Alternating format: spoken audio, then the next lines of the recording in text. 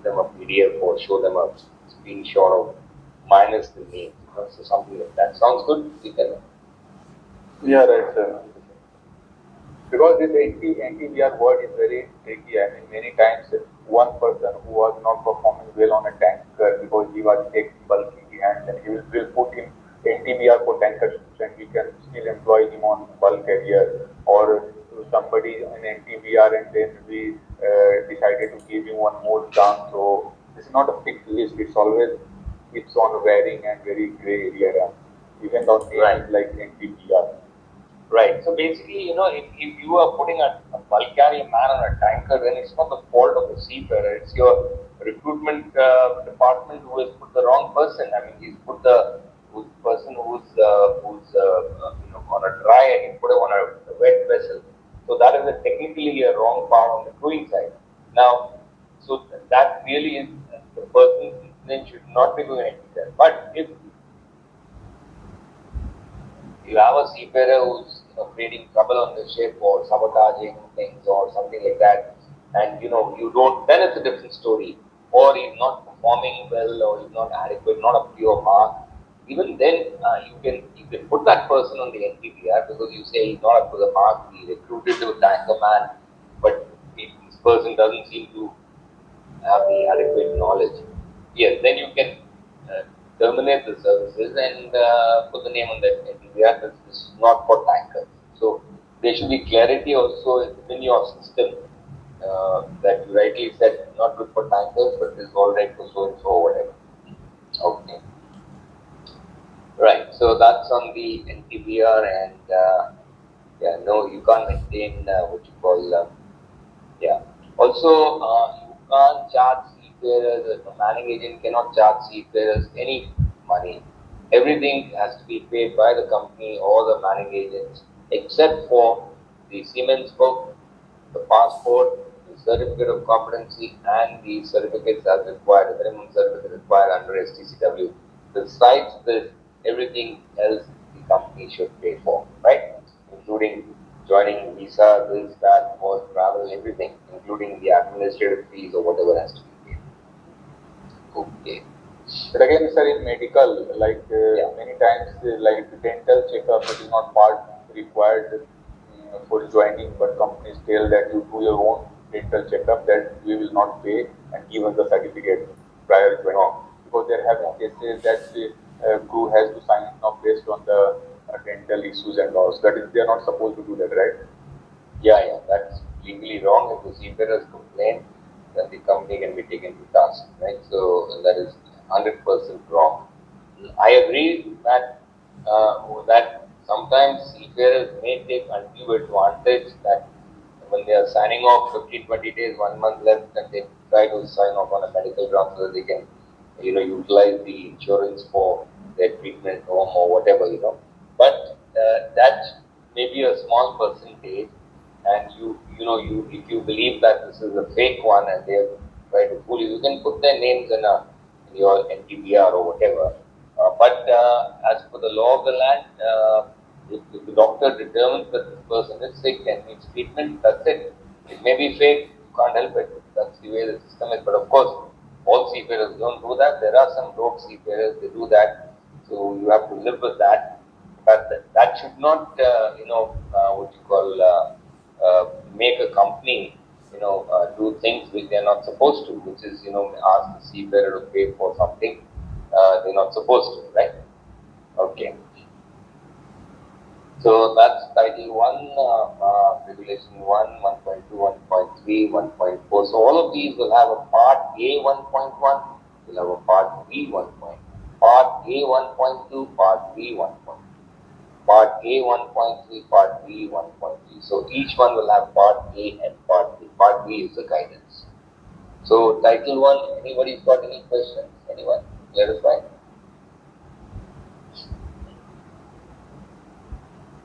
Captain Zhao, how are you? Have time? So Captain Zhao, you saw both the videos on YouTube? Good. Already, okay, yeah. What I You saw, huh? You have VPN. Yeah, download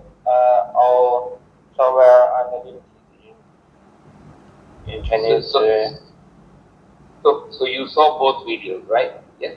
Correct? Yeah. Okay. And after we will check to it. Yeah. Okay. And okay, so you saw both the videos, good. And okay. And so far, any question on Title 1, Captain's Out? No question of medical certificate. Yeah, in Chinese at the mall. Okay. Oh. So now there are some amendments coming into force in 2024. Title 1, there is a A1.4 that established a system of protection by way of insurance to compensate seafarers for monetary loss as a result of a failure of a recruitment. Now, this actually is compensation is already there. Compensation for loss of employment is already there, but what now the amendment, what it appears to me is that they want to include this in the insurance cover. So what is the meaning of that? For example, a seafarer joins on a ship for a 6 months contract, but after 1 month the ship runs aground, and the ship has to go for a layup. So there are 20 crew members, and let's say 15 are sent home. The 5 are on board. So the 15 who are sent home, they need to be compensated because they came for a contract of 6 months, but they have lost their employment, right? So there's a compensation to be paid. This compensation need not exceed 2 months' wages. That means the max compensation is 2 months. It can be less than that depending upon whatever the flag state regulations are. Okay, so what they are planning to do, it looks like, is probably couple this up with a P&I cover, so that every company pays a certain amount of cover to the insurance company, and just in case, there's also another situation could be, the vessel is sold after 1 month, so everybody has to go home, so they need to be compensated. So there are various situations. So that's a monetary loss due to loss of employment. Okay, all good? This actually include if the seafarer is ready to be join ship, but we don't have a ship there. It doesn't cover, right? I don't think so, because this is impossible. You'll have a long queue of seafarers and everybody looking at compensation. Yeah. Because see, the thing is, you have to understand, this plan is by way to compensate seafarers for monetary loss as a result of failure of a recruitment. So I don't think it will cover there. It won't, because you see, a seafarer is deemed as a seafarer under employment from the day the seafarer signs the contract. So when the seafarer is at home and he's not signed a contract, technically he's not a seafarer. Okay. Although what you are saying comes under another element, that is under 4.5, social security, wherein you are providing, what you call a certain financial support to seafarers for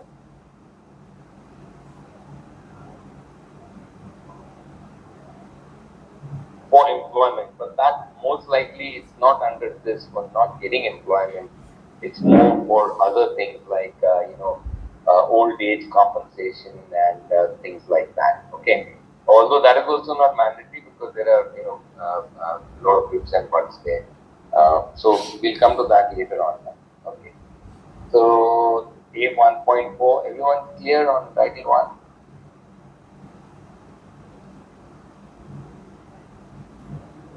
All clear? Title 1, anything? No one.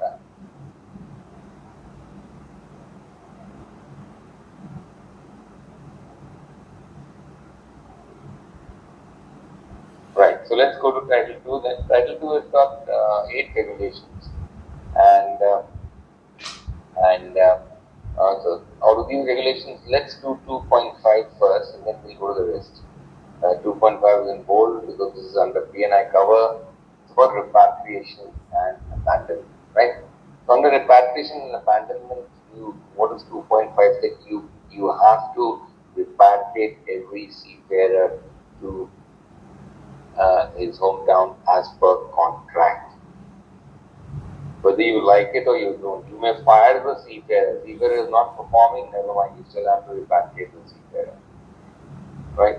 Seafarer decided to leave your ship and terminates and gives the termination notice. Suppose the termination notice is 1 month and he serves the termination notice on 18th of March. So I wish to proceed home for the following reasons, A, B, C, whatever reasons seafarer may give, justifiable reasons. So by the 18th of April, you have to leave the seafarer and repatriate the seafarer at your cost. The seafarer may have come for 9 months contract, doesn't matter.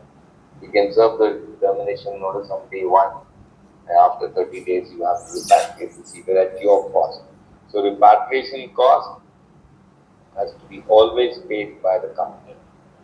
Repatriation cost has to be always paid by the company. There is no provision for you to deduct repatriation cost except there's only one condition when you know what you call can deduct the repatriation cost.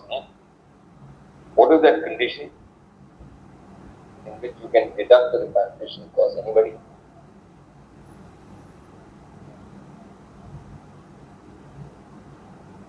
They break the contract. No, what is the meaning of break the contract? What do you mean by break the contract? No, break in the sense of if the reason for actually even if they are not meeting the competency or they violate something or non-compliance or something, you can deduct. But depending on the terms of employment also, there are very dicey clauses. So nowadays, very often, because of MLC, companies prefer paying it and closing the matter. Okay, the thing is that this was exploited very heavily prior to MLC, and the owners, always the ship owners and managers were always on the riding field. Oh, your contract is for 9 months, and now you are saying I want to go home after 1 month. We have termination notice, but doesn't matter. See, whether you have to pay for your wages, your airfare and the joiner's airfare and the agency fees is going to be $1,500. So you pay for that, and we are going to repatriate you. So all that is history now, as long as the reasons are justifiable. You cannot deny the seafarer the termination notice, because the termination notice is the right of the seafarer. Number 1. Number 2, if you find that the seafarer is not performing properly, you can serve termination notice also to the seafarer. If you the seafarer, we are serving you 1 month's termination notice because we had huge expectations, but you are not performing as per us. So we are giving you 1 month's notice and we will repatriate you at our cost. You decide to terminate the seafarer, and you might say, of course, seafarer, we know that you can't perform, you're a bulk carrier, can put you on a tanker or whatever, and you're not at our expectation. So we are terminating you immediately, we're getting a new guy.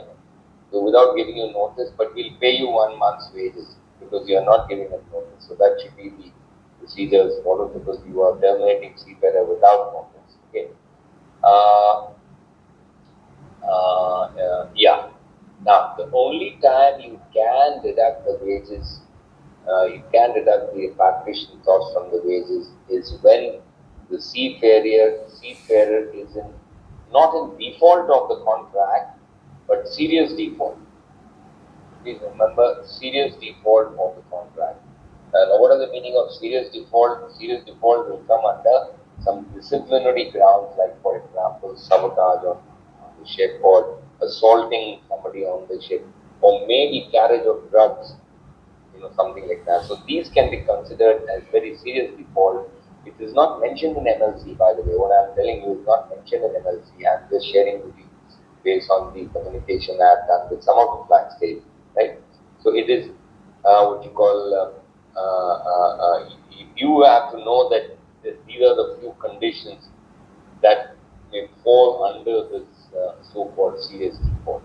And if you do attribute the serious default, then you can terminate the seafarer service within 24 hours, deduct the repatriation cost from the seafarer, And definitely, plus if you're not joining that, you can't go join, so you can only deduct the cost of the seafarer of this seafarer repatriation cost, right?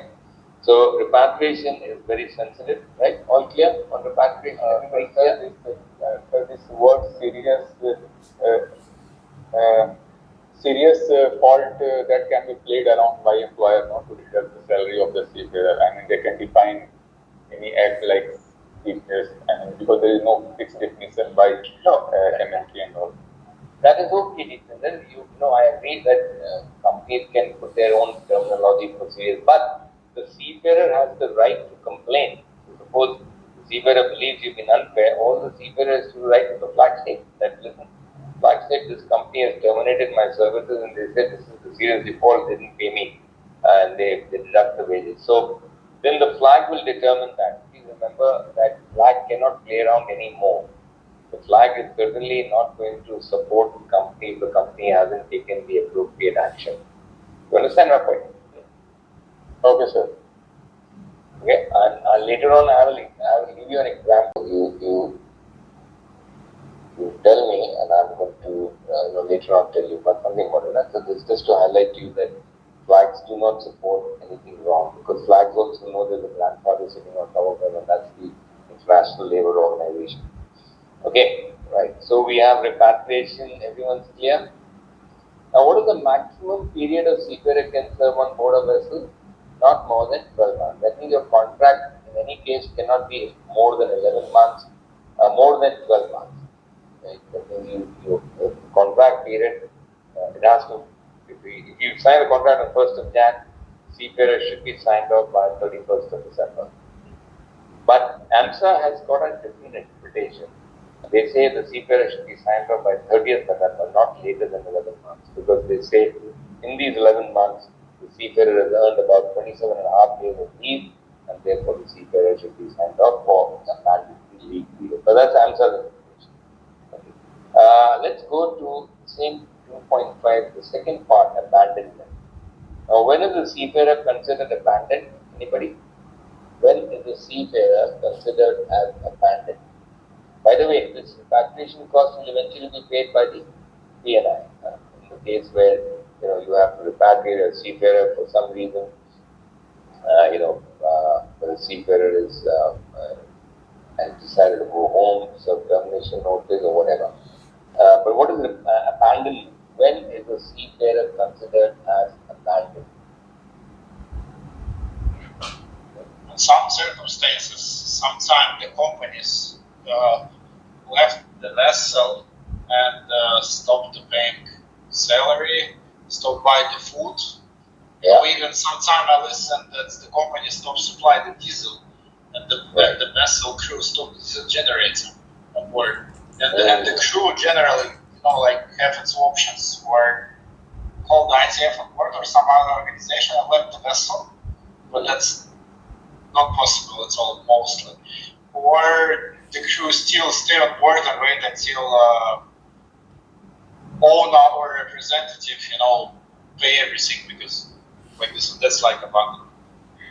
Right, good, very good. So you've actually hit the nail on the head. So there are 4 conditions of abandonment. Like he said, there's no food, there's no water available. Or there's not and. Any one of those conditions is even abandoned. Or there's no diesel on board to run the cooling or the heating. Or there is no medical facilities or person can't visit the doctor or whatever, no medical. So that's also what you call seafarer is abandoned, right? And so no medical, no food, water, no fuel, no electricity. So if any of these conditions, any one of these conditions, seafarer is considered as abandoned, then like you say, you can call the ITF. You don't need to go to ITF now. All you need to do is inform the PNI because every vessel has a PNI cover under 2.5. There are 2 clauses. Today we are discussing 2.5. Tomorrow we'll discuss 4.2. So that's on the medical side.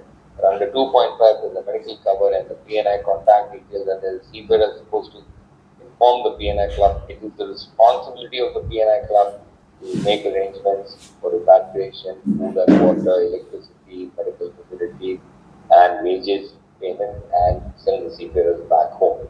And if they don't do that, then the seafarers can complain to the flag state.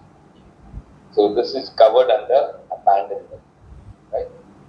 All good? Yes, sir. Yeah, wages actually see.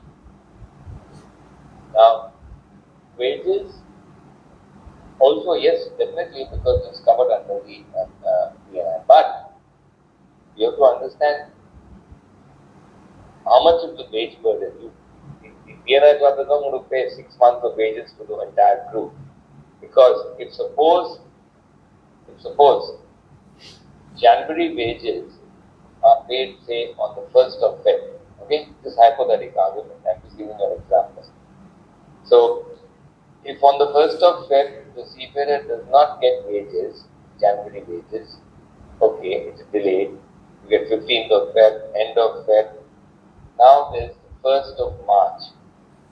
So, the seafarer has not got February wages also. So, that means what happened? 2 consecutive months, January and February, seafarer has not got wages. So if the seafarer does not get wages for 2 months or more, then the seafarer can consider that he or she has been abandoned. Now, when they go to the PNI club, the PNI club will have the burden of paying, say, wages about 1 to 2 months' wages to the seafarer. In all likelihood, they are supposed to pay that, because they are taking an insurance premium, and they're also supposed to arrange for repatriation of seafarers, etc., etc. So that is how it is looked. Sounds good?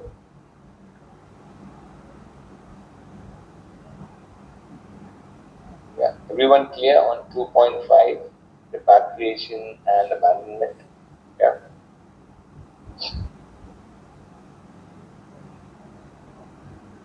Okay. Now, in the repatriation, we've discussed conditions when the company does not intend to or whatever. But every seafarer has to be repatriated to, as per the contract, to his or her hometown or whatever, as per the contract, right? Now, in a Part B requirement, like I said, this is not Part A; it's a Part B. So it's not mandatory, so it's optional. It's like the icing on the cake or the cherry on the cake.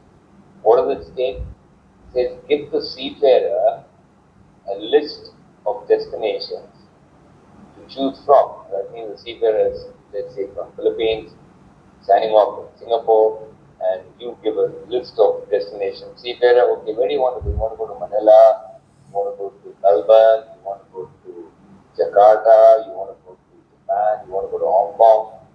Give us which place, we'll arrange the repatriation for your leave. So this may be in sort of keeping in mind that it's okay.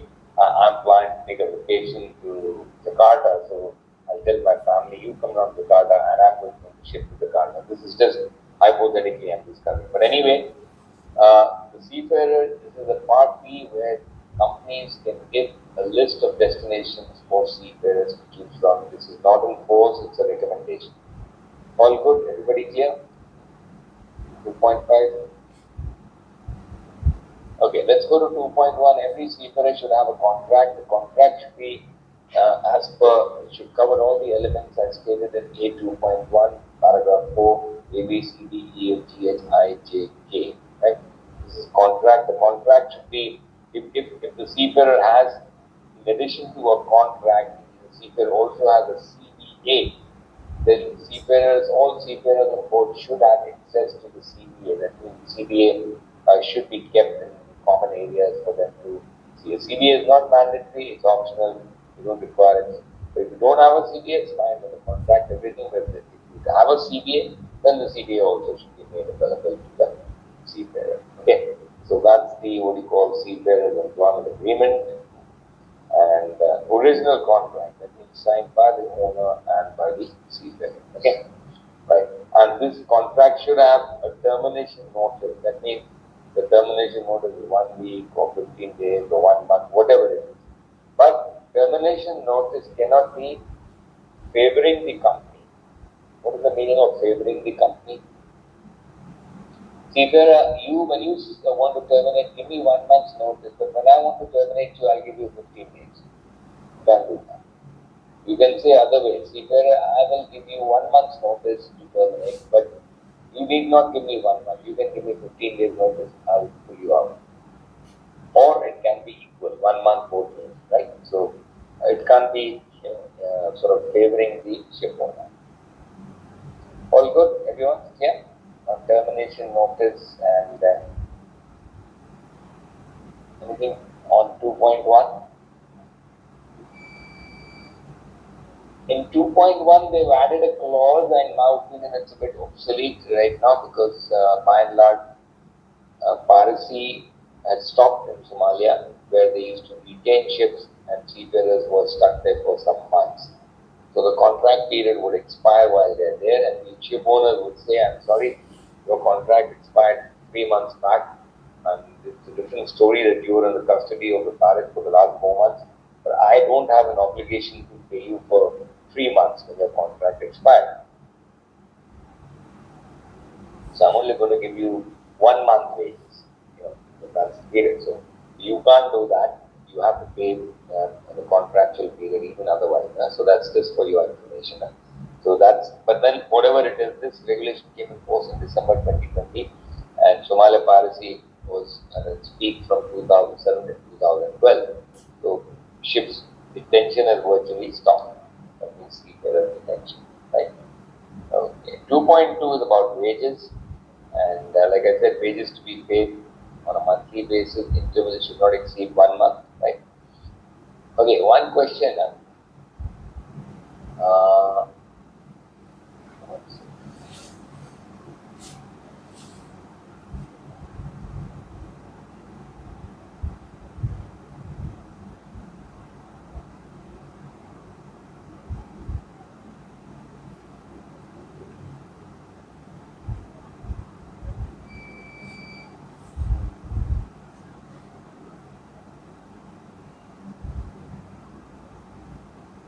Okay, so we will do a short, what you call a poll, which is just to, what you call, break the so-called ice and monotony, right? Okay, so let's do what do I mean by doing a poll?